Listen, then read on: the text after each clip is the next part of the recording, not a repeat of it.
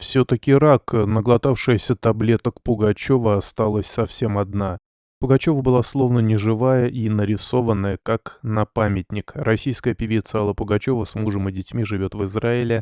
Она словно позабыла о своей России, в которой работала столько лет и которая ее обожала. Примадонна наплевала на своих поклонников и оскорбительно высказывалась в их адрес перед отъездом, назвав рабами. Тем не менее, многие звезды российского шоу-бизнеса продолжают общаться с Аллой Пугачевой и даже летают к ней в гости. Недавно у Примадонны побывал модельер Валентин Юдашкин с женой Мариной.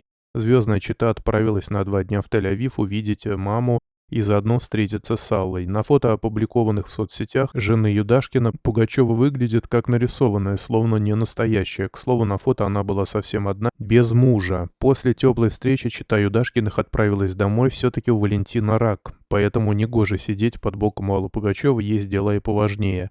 Вот мы и дома. Сегодня мы идем поздравить с днем рождения нашего друга Александра Буйнова. Саша, будь счастлив, да исполнятся мечты, написала в своем телеграм-канале Марина Юдашкина. Ранее сообщалось, что Алла Пугачева наглоталась неизвестных таблеток. Примадонна показала на видео типичное утро перед школой, дети в форме, роскошный завтрак из булочек и фруктов, а также ее препараты неизвестного происхождения. Алла Пугачева десятилетиями была одной из наиболее влиятельных персон отечественного шоу-бизнеса, и влияние ее подкреплялось высокими гонорарами, так что вряд ли кого-то удивит наличие у Примадонны большого количества объектов элитной недвижимости. Однако, по информации журналистов, с недвижимостью в России у Пугачевой к настоящему моменту сложилась неоднозначная ситуация.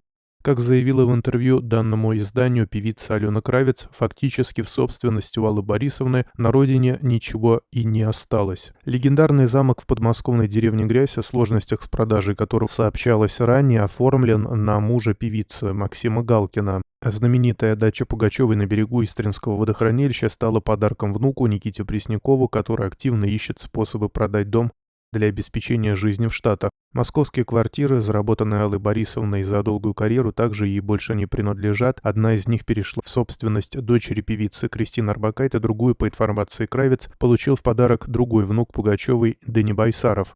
Если эти сведения соответствуют действительности, то с триумфальным возвращением в Россию, которое, по данным Романа Худякова, Пугачева запланировала на 2024 год, могут возникнуть сложности, как бы ни встал пресловутый квартирный вопрос.